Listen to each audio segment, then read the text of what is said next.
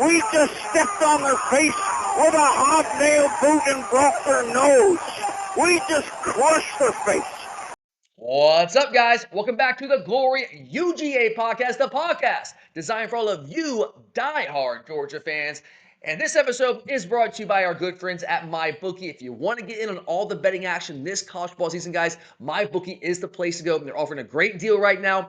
Use our promo code UGA when you sign up for a new account at mybookie.ag, and your first bet will be fully covered up to $500. So don't miss out on this offer. But on today's show, guys, I am previewing Georgia's Week 2 game with Austin Peay by giving you 5 things to watch in this matchup between the Dogs and the Governors. But first, all you diehard Georgia fans, if you haven't already, do yourself a solid, do me a solid, subscribe to this channel right now, hit the notifications button. If you enjoy the content, like the video, comment, let me know what you think. What are you watching in this game between Georgia and Austin Peay on Saturday? But all right, guys, I know, another cupcake, certainly not the premier non-conference matchup that I think we would all like to see as diehard Georgia fans. But hey, man, it's what we got. It's what we got to work with. And I know it's not a premier matchup, but we only get 12 of these regular season games a year. Hopefully we get to play 16 or 17 games, and that means there's 16 or 17 previews I get to do. But the point is, they're limited. So FCS opponent or not, I am not wasting a single opportunity to preview a Georgia football game.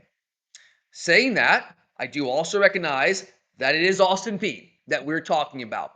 And yeah, I'm not going to lie to you guys. I'm not going to sell you a bill of goods here. I haven't seen Austin Peay play this year. I haven't. In fact, I don't know if I've seen Austin Peay play a football game ever. Maybe once or twice back when Will Healy was there and they kind of had things going, but very, very rarely. Maybe in the FCS playoffs. So I didn't catch their game last week. I don't know. We had a lot of really good games last weekend that were far more important, and my attention was on those games. And right now, guys, there still isn't even a line for this Georgia-Austin Peay game. We'll probably get one like maybe Friday, maybe early Saturday. Usually with games like that, that's kind of what you see. So with that in mind, doing a deep dive breakdown of Austin Peay and this matchup with Austin Peay just wouldn't make a lot of sense. And honestly, as much as you guys love Georgia football, as big diehards as you are, there's probably not much of a demand there. But I don't want to completely ignore this game. There are 2 things that I want to do here today on this video, on this episode, to get you guys ready for this Week 2 matchup. Number 1, I do at least want to give you a working idea of who this Austin Peay is, what we're looking at here, what to expect from them. I just think that makes every game a little bit more enjoyable if you go into it having at least a fundamental basic idea of what you'll be facing. And then more importantly, number 2, we'll spend most of the episode doing this. I want to give you guys 5 things that I am going to be watching very closely inside Sanford Stadium on Saturday. So let's talk about Austin Peay first. Who is this Austin Peay team? Well, as you likely know, they are an FCS team. I don't know if you know where they're located. Some of you probably do. A lot of you probably do.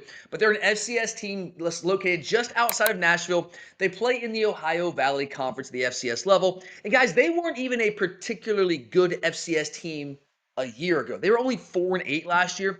For reference sake, they did play one FBS team last year. That was Louisville. And in that game, they got blown out by the Cardinals 62-0.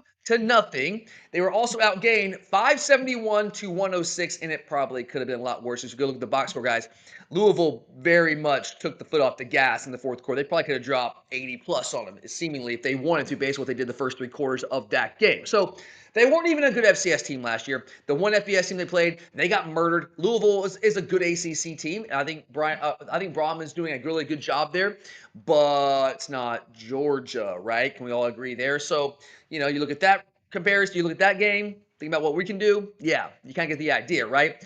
But I will say it looks like Austin Peay might be a little bit better this year because not only did they beat an FBS program in their Week 1 game, they smacked an FBS opponent, beating Middle Tennessee State by a score of 34-14. Yeah, not just beating MTSU. It was like an in-state, I don't want to say rival, a fellow in-state school, we'll say.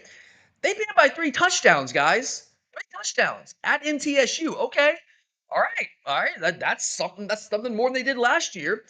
And that actually gave the Governors their first win over an FBS program since 1987, nearly 40 years. Now, that might be more reflective of just how bad MTSU is this year. I thought they would be bad coming into the season, but they might be even worse than I expected. Hey, whatever. Still, good for Austin Peay. First time being an FBS program in nearly 40 years. Schematically, again, I can't go into too much detail here because I did not watch the game. Not going to lie to you guys, but I did do some research, and here's what I can tell you from a schematic standpoint offensively. They do feature a dual threat quarterback, a guy named Chris Parsons. You might be somewhat familiar with that name. He did begin his career at Mississippi State, didn't play a lot there, but when he got opportunities to play, he was more of that running threat, dual threat type guy. He actually led the team in carries against MTSU last week with 11 carries. Their top running back had 10 carries, so not by much, but he was their leading rusher in that game. He only threw the ball 20 times. So drawing from that and what I know of Parsons from the past, I've seen him like a handful of snaps at Mississippi State back in the day, a couple years ago. What I know of him, drawing from what they did last week, it's likely that we'll see some version of a spread option offensive scheme similar to what we saw last week. Again, I can't tell you definitively because I didn't watch the game, but reading between the lines there and what they did last week and what those numbers look like, that's probably what we're facing here. And like we talked about last week, that type of scheme has given us issues in recent years, even against clearly overmatched opponents like UMass a year ago, but it's also a scheme that we handled much better a week ago against Marshall. That's the best I'd seen us defend that style of offense in 2 years, guys. And like, irregardless of like who the opponent was, just fitting appropriately, reading our keys, not getting confused. No, and I would say no, but limited eye discipline violations, which has been a big issue for us against those style offenses with the misdirection and dual threat quarterbacks the past couple years. And I know it was a true freshman quarterback, and it was their first game with an entirely new coaching staff, entirely new roster. I know that, but we also defended that style of offense better than we have in a minute here, guys. So that was encouraging. Defensively, all I can tell you is that they held Middle Tennessee to 153 total yards, only allowed 2 yards per rush. That's an FCS team, guys, doing that to MTSU. And the Blue Raiders were also over 12 on third down. They simply could not keep the chains moving. They were incapable of it. They couldn't. And 153 total yards, that's the end result there. Now, obviously, yeah, Georgia is a different beast for Austin Peay. We're talking about different stratospheres here.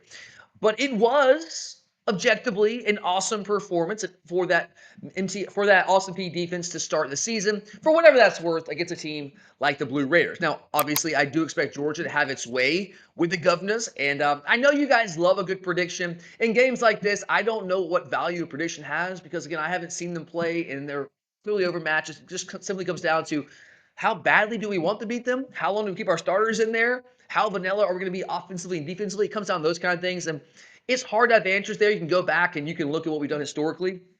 And we always beat teams like this very comfortably, but oftentimes, like Sanford a couple years ago, right? Now with Chris Hatcher there, I know that's a different name when Kirby's kind of one of Kirby's mentors from Valdosta State, but we also don't like put up 62 points on teams like this, not routinely, because Kirby, it's a respect thing for him. He doesn't want to do that to those coaches and to those players. So blindly here, I know you guys love a prediction. Blindly, I'll go Georgia 51-7. Clear blowout here. I'll say Austin Peay. I know some of you are like, they're going to score.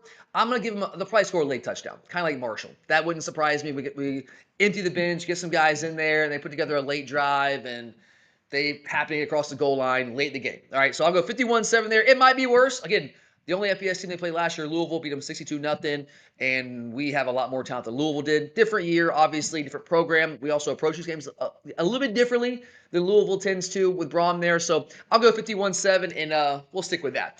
Now, as far as what I am going to be watching for Between the Hedges on Saturday, I got 5 things. 5 things I'll be watching very closely. I'm watching everything, obviously. I'll go back and do 4 or 5 rewatches at least. But when I'm in the stadium, what are my eyes going to be on first and foremost in this game? Number 1, I want to see us get the vertical passing game going against Austin Peay. Look, I have no qualms with what we did offensively last week, guys. A lot of what we did running the football as much as we did and not take as many vertical shots, it was largely a function of what we saw schematically from Marshall that 3-3-5 stack. They have 5 DBs. They were trying to take away any deep shots. They didn't want to give us that. They want to make us earn it and grind out plays and hopefully grind some clock and maybe limit the score, right? And that's kind of what they did, and we took what they gave us, and we ran the ball down their throat, which is exactly what I thought we would do, and what I told you guys that we would do last week here on this channel coming into that game. But still, we did not really try to push the ball down the field. We didn't need to, but I really want to see us start to get that vertical passing game kickstarted in the way that I believe that we can heading into Tennessee next weekend. Guys, we only had 7 passing attempts of more than 9 yards average depth of target. Only 7 of 9 yards or more. We only had 4 passing attempts of 20 or more yards average depth of target. We only completed 1 of those. Now, one of them, the one we completed, Oscar Dell, that one, as we talked about earlier in the week, probably should have been a touchdown. Gunner is, I think he's very good throwing the ball vertically down the field. That one you could clearly see, go back and watch it on tape. He got excited and he kind of hurried himself up. And he was like, Oscar's so wide open, I don't want to miss him, so let's just get the ball out there. And he didn't really bring his feet with him, and just the footwork wasn't what it needed to be there. And that's why, yeah, we completed the ball, but it wasn't where it needed to be in order for Oscar to catch it, keep running, and score a touchdown like he probably should have there. But I want to see us get that vertical passing game going because I believe that we've got the weapons. I saw it all spring when I had a chance to go to practice, when I saw G-Day. You guys, if you went to G-Day, you saw it there. So I want to see us start to build some confidence in that vertical passing game heading into a big-time matchup on the road next week in Knoxville. Because, guys, we're not going to be able just to run the ball down Tennessee's throat the way that we did Marshall, right? We're going to have to be able to hit some shots on the field. If we're going to run the ball like we did against Marshall, they're going to start bringing guys in the box. And we've got to prove, unlike we were not able to last year, right? This is one of the issues that we had last year. We were not able to prove that we could beat teams one-on-one on the outside consistently enough to make them pay for how they were defending us. I believe that we have the weapons and the quarterback, the ability to make them pay this year in a way that we could not last year. But we need to start doing that, right? And a lot of that will come down to, like, how does Austin Peay defend us? We'll see. But I do want to see us take some shots and see if we can get some cohesiveness there and get some confidence in that vertical passing game heading into Knoxville next weekend. All right, number 2 here. Similarly, I want to see us break off some explosive runs. I want us to be more explosive offensively. We had our way with Marshall, but we weren't overly explosive. Like on a down-by-down basis, we were highly productive, like 7 yards per play essentially. But I want to see us be more explosive. Not instead of like 7, 8, 9 yards a pop, I want us to break off some like 30, 40, 50 even, am I being greedy here, type yard runs. Because that was the thing that was missing from the Georgia offense year ago. It was an element that we just didn't have last year. And I think that we need to get back to biting off explosive plays on the ground. We had guys last week, we had one single run of 20 or more yards. Again, like we were breaking off, 5, 6, 7 yards routinely, but we weren't biting off those gigantic explosive chunk runs. The only run we had at 20 or more yards was a 21-yard run by Chauncey Bowens. I want to see more of that. I want to see us break one out, spit one out for 40, 50 plus. We've got a number of backs that I think have the explosive ability to be able to do that. Obviously, Nate Frazier, I think Dwight Phillips, and Bowen showed me a little extra gear in that game as well against Marshall. Now, how are we going to do that? Well, obviously blocking, but it's more, to me, guys, there's more a running back thing than it was anything a week ago against Marshall in terms of like why were we getting like clear yardage but not breaking off chunks or 40, 50 yarders. We weren't being patient enough. Our line was doing a good job of getting the backs to the second level, but we weren't patient enough, particularly Nate Frazier, in allowing those blocks to set up and playing off those blocks. So if we can do a better job of that, if we continue to do a better job blocking on the perimeter, which is one of the issues we had last year because we just didn't have the receivers to really block effectively enough, and that hurts your ability to break off those chunk runs. So if we can do those things a little bit better, get back in the film room and take a look at what we saw last week and improve on that, I think we'll have a chance to break off some of those chunk runs. And I want to see it, guys, because when you get into the SEC, when you get into big-time football games, you're going to have a hard time grinding out the type of drives we were able to grind out against Marshall. They're just better defenses, better players. You're going to have to find a way to generate some explosive plays. That's one of the key indicators of winning football games, especially against the type of teams that we're going to have to beat if we want to win national titles. So, yeah, number 1, let's get the vertical passing game going. Number 2, let's get that explosiveness back in the Georgia run game. I want to see those 2 things first and foremost in this game against Austin Peay. Now, number 3, let's flip things over to the other side of the football. I want to see us do a better job of getting after the passer, all right? We had 0 sacks week 1. We put up a donut. No sacks against Marshall. We had some almost sacks. We did have some QB hurries. We got really close. Chris Cole had the quarterback in his grasp and just let him go. But no sacks. Like, any way you want to cut it there, no sacks. Now, yes, a big part of that is a function of how Marshall called that football game with a young quarterback want to get the ball out of his hands and not have a lot of trust in him. And you often see teams like Marshall and certainly Austin Peay in games like this against a team like Georgia where they're just clearly overmatched. You see them turn to that strategy a lot. So I do expect to see I do expect to see Austin Peay do a lot of that, get the ball out of the quarterback's hands, because they can't hold up physically against our defensive front. They know that. So it's foolish of them to drop back on standard downs and go with a 5-step drop. They're going on quick game, right? RPO game, that type stuff. But when we do get them to third and long, because we got Marshall to third and long quite a bit in that game. And that's when we tend to like get more exotic. We bring in our diet package and we kind of get after the quarterback. Now, we were vanilla in how we did that compared to how we usually get after the quarterbacks on third downs. But we should be able, when we get them in third and long, even if we're being vanilla and we're not bringing like crazy different pressure packages, we should be able to just one-on-one, man-on-man, just beat who Austin Peay's got. I want to see that. I want to see guys like Chris Cole and Gabe Harris and maybe Elo Mendoza, maybe Quintavious Johnson. I want to see Chris Jones. I want to see Justin Williams. Guys like that we're going to rely on to rush the passer for us this year from the edge position. I want to see them win one-on-one consistently and pressure the quarterback. I want to see the guys on the interior push the pocket from the middle of the defense and get in the quarterback's face and affect the quarterback that way. I want to see us harass the quarterback. Is that too much to ask? I know. Again, a lot of it depends on how they approach their game plan offensively, but we're going to need to be able to affect the quarterback in order to win a national title, guys. It's that simple. We were really good at it a year ago. We were good enough pressuring the quarterback to win a title a year ago. We just fell short in other areas. This year, obviously, we lost a ton of pass rush production. Our top 7 pass rushers from a year ago, including our top 2 guys, including the Buckus Award winner and Jalen Walker. I think that we have some guys that can be answers there, but we need to start seeing it. Obviously, again, I don't expect us to go out there and throw out crazy pressure packages. I don't even want to see that, guys. I want to see us just win one-on-one. We'll save the pressure packages and the exotic stuff for Tennessee next weekend, but just win one-on-one. Show me some signs of you being able to go out there and effectively rush the passer in those situations. I just want to see signs of us having answers to all the pass rush production that we lost a year ago. And I know it's also P, but at least we can get some signs there. All right, number 4 here. Next time I'm watching, I want to see the offensive line build more continuity and start to gel up front, specifically when it comes to pass pro. I thought that we were dominant in the run game for the most part against Marshall. Pass pro, things got a little leaky at times. So in this game, yeah, once again, certainly against an FCS team in Austin Peay, I fully expect our offensive line to have its way physically in the run game.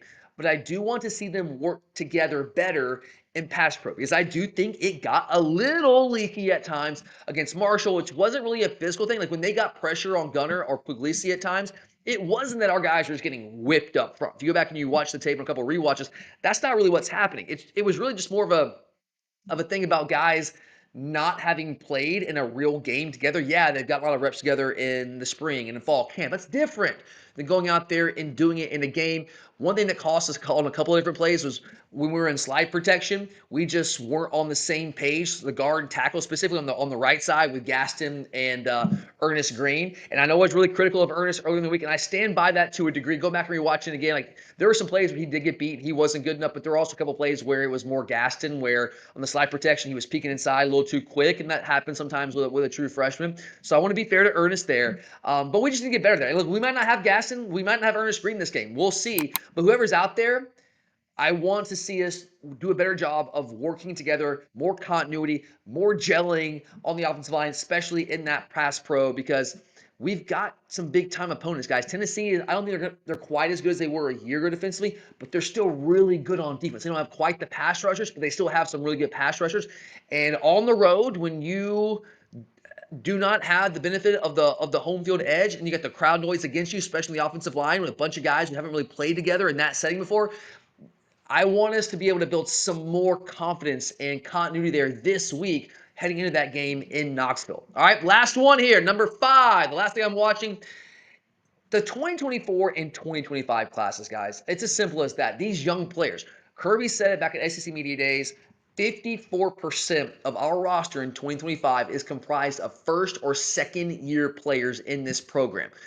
that's usually not a spot you want to be in. You want to get old and be old and stay old, right? You want to have the experience, the veterans. But in this day and age of college football, with the combination of the transfer portal and NIL, it's more difficult than ever to stay old, get old and stay old.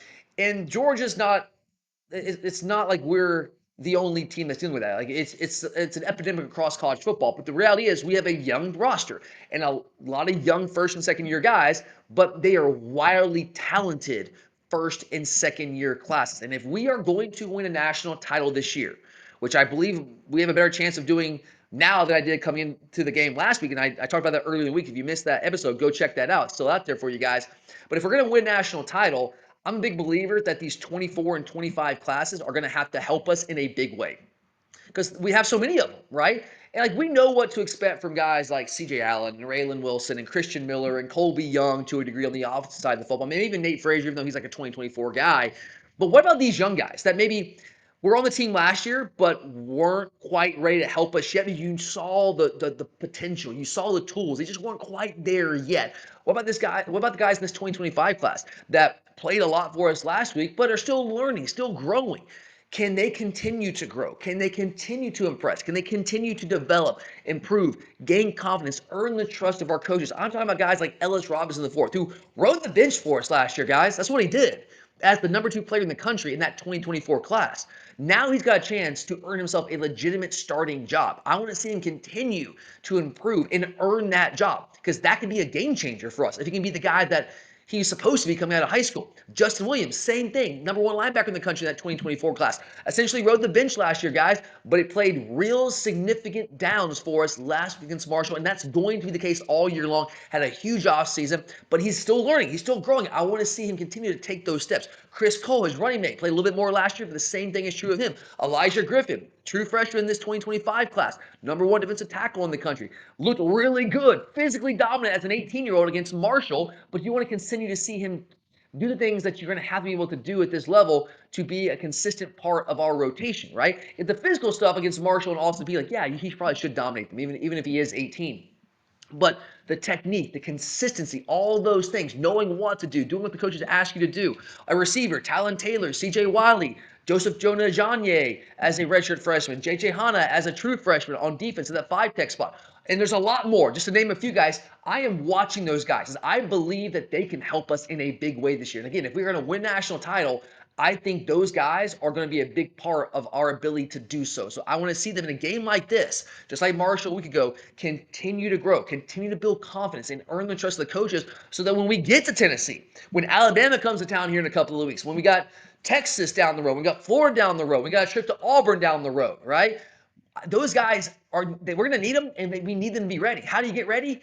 Reps in games like this. You grow, you make mistakes, you learn from them, you get better, right? So I'm watching all those guys very, very closely, even more so than the veterans. I know what to expect from the veterans, guys. Like the guys I mentioned, I know what to expect from them. I'm like, what am I going to learn about them in a game like this? But I can learn a lot about these guys in the 2024 class and the 2025 class that I think are going to be big parts of what we do this season. But all right, guys, there you go. That's my preview of the Georgia-Austin Peay matchup. I will be back early next week. I'll be back on Sunday this time. This week, I was a day late. I went out of town for Memorial Day. I know. I'm sorry. I took a little day and a half after the game to just get one last getaway before we to kick the season into high gear. But we'll be back on Sunday for you guys. So make sure to check that out. Then it gets real, guys. We'll have a deep dive breakdown. I think the most in-depth breakdown of this Tennessee-Georgia matchup you're going to find, guys. And then we'll have our prediction and our picks of the week at the end of that week as well. So make sure to check back for more, guys. I appreciate you. Thank you so much for being here. Again, if you're a diehard Georgia fan, go ahead, subscribe right now, hit that notification button, like the video, comment, let me know what you are watching this weekend. But thank you guys for being here. I'm Tyler, and as always, go Dogs! Man, is there going to be some property destroyed tonight. 26-21. Dogs on top.